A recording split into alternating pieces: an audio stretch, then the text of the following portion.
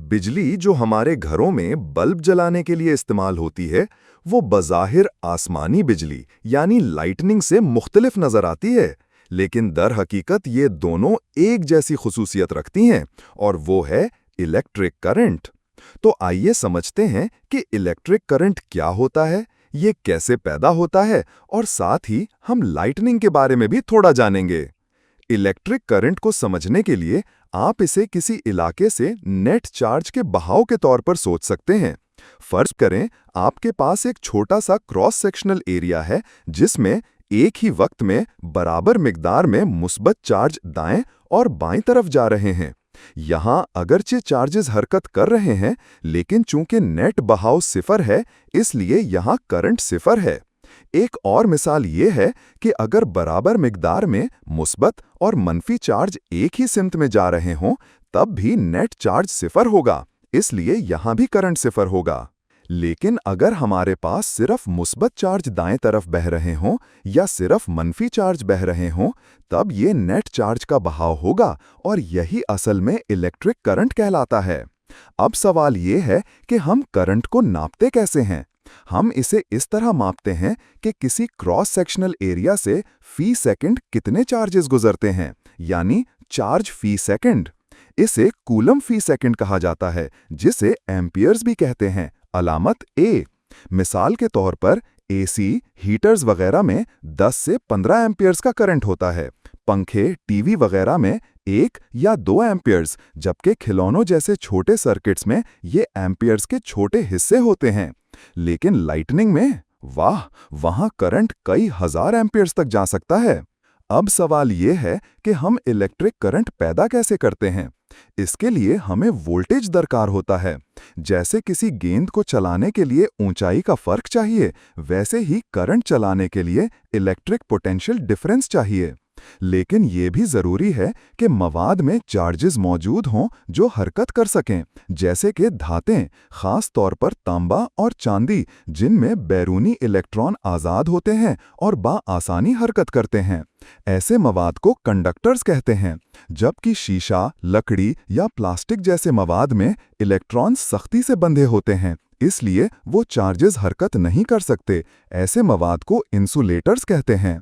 तो करंट पैदा करने के लिए हमें कंडक्टर और वोल्टेज दोनों दरकार होते हैं। छोटे सर्किट्स में वोल्टेज बैटरी मुहैया करती है, जिसका एक सिरा ज्यादा पोटेंशियल पर होता है और दूसरा कम पर। घरेलू सर्किट्स में ये वोल्टेज बड़े इलेक्ट्रिक जनरेटर से आती है। सर्किट में बैटरी को एक अलामती तरीके से दिखाया जाता है।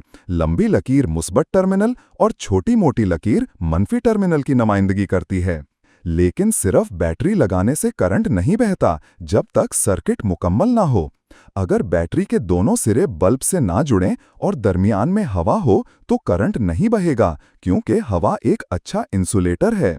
जब हम स्विच बंद करके सर्किट मुकम्मल करते हैं, तब बल्ब के दोनों सिरों पर वोल्टेज आती है और करंट बहना शुरू होता है। स्विच खोलें तो करंट रुक जाता है। अब अगर हम इलेक्ट्रॉन्स की हरकत को देखें तो हमें लगता है कि वो रुके होते हैं और स्विच बंद होने पर हरकत करते हैं, लेकिन दर हकीकत वो पहले ही से बेतरतीब हरकत में होते हैं। जब हम स्विच बंद करते हैं तो बैटरी की वजह से तार में इलेक्ट्रिक फील्ड पैदा होती है, जो इलेक्ट्रॉन्स को एक तरफ धकेलती है। ये धीमी हरकत यानी इलेक्ट्रॉन ड्रिफ्ट करंट को जन्म देती है। आप सोचेंगे कि अगर इलेक्ट्रॉन्स मनफी चार्ज रखते हैं तो वो मुस्बत टर्मिनल की तरफ खिंचते हैं और मनफी टर्मिनल से दूर जाते हैं, तो वो पोटेंशियल के ऊंचे से नीचे की तरफ क्यों नहीं जाते? ये कंफ्यूजन अरसे तक रहा। जब हम मुस्बत चार्ज को आज़ाद छोड़ते हैं तो वो कुदरती तौर पर ज्यादा पोटेंशियल से कम पोटेंशियल की तरफ जाता है। इसी बुनियाद पर हमने ऊंचा और नीचा पोटेंशियल डिफाइन किया मुस्बत चार्ज के लिहाज से। लेकिन मनफी चार्जेस जैसे इलेक्ट्रॉन्स मुखालिफ सिमत में जाते हैं, तो उन्होंने भी अपनी पोटेंशियल एनर्जी खोई, लेकिन वो ऊंचे की तरफ गए मुस्बत चार्ज के मेयार से। इसी वजह से हमने करंट की सिमत को मुस्बत चार्जेस की सिमत के तौर पर मुतय्यन किया।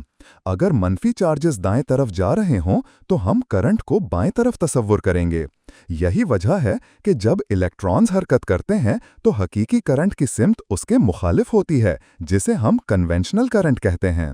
अब आखिर में आते हैं लाइटनिंग की तरफ। लाइटनिंग भी एक करंट है, चार्जेस का बहाव। लेकिन हवा तो इंसुलेटर है, तो ये कैसे मुमकिन है? होता यूं है कि बादलों के ऊपर वाला हिस्सा मुस्बत चार्ज रखता है और नीचे वाला मनफी। मनफी चार्ज जमीन के इलेक्ट्रॉन्स को धकेल देता है, जिससे जमीन की सतह पर मुस्बत चार्ज आ जाता है। चूंकि हवा इंसुलेटर है, चार्जेस जमा होते जाते हैं और पोटेंशियल डिफरेंस लाखों वोल्ट तक पहुंच जाता है। जब ये पोटेंशियल बहुत ज्यादा हो जाता है, तो हवा के ऑक्सीजन और नाइट्रोजन एटम्स के इलेक्ट्रॉन्स फट जाते हैं, जिससे हवा चार्ज्ड पार्टिकल से भर जाती है। यूं एक कंडक्टिंग चैनल बन जाता है और चार्जेस जमीन की तरफ बहने लगते हैं। यही है लाइटनिंग। इस अमल में बहुत ज्यादा हरारत पैदा होती है, जो रोशनी और आवाज यानी थंडर की सूरत में जाहिर होती है।